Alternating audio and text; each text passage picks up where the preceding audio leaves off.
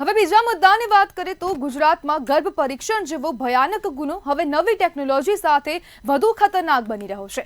Portable ultrasound મશીનનો ઉપયોગ કરીને હવે ઘરમાં આવીને ગર્ભ પરીક્ષણ કરવાનું કૌભાંડ બહાર આવ્યું। એક ખાનગી પેપરના સ્ટિંગ ઓપરેશનમાં બારડોલીમાં રહેતા એક કથિત તબીબ મિતેશે પોતાના પોર્ટેબલ અલ્ટ્રાસાઉન્ડ મશીન સાથે ગર્ભ પરીક્ષણ માટે 20,000ની માંગણી કરી હતી। તબીબે સુરતથી આવી મહિલાનું ગર્ભ પરીક્ષણ કરવાનું નક્કી કર્યું, પણ આયોજન મુજબ મોભીએ પરીક્ષણ રોકી દીધું, છતાં તબીબે 10,000 રૂપિયા ફી વસૂલ કરી। આ પોર્ટેબલ અલ્ટ્રાસાઉન્ડ મશીનોની ખરીદી અને ઉપયોગ માટે કડક નિયમો છે। હેલ્થ વિભાગની મંજૂરી, માસિક રિપોર્ટિંગ અને મશીનની હલચલનો રેકોર્ડ જેવી જરૂરિયાત હોય છે, છતાં પણ આવા મશીનો ગ્રે માર્કેટમાં સહેલાઈથી મળે છે અને લેભાગુ તબીબો તેનો દુરુપયોગ કરે છે। કથિત તબીબે ગર્ભ પરીક્ષણ પછી ગર્ભપાત કરવાની ગેરકાયદેસર સુવિધા પણ આપે છે તેવી માહિતી મળી છે। આવો ગેરકાયદેસર વ્યવસાય માત્ર કાનૂની ગુનો નથી, પણ માનવતાની હદો તોડી નાખે તેવી ઘટના છે।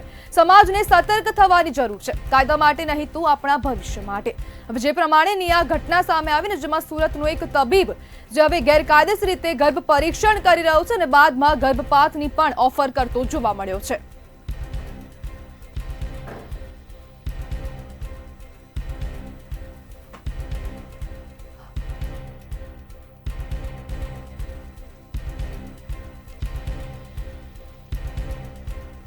ગેરકાયદેસર રીતે ગર્ભ પરીક્ષણ કરવામાં આવી રહ્યું છે અને આ સ્ટિંગ ઓપરેશનમાં કથિત તબીબનો ભાંડાફોડ થયો છે।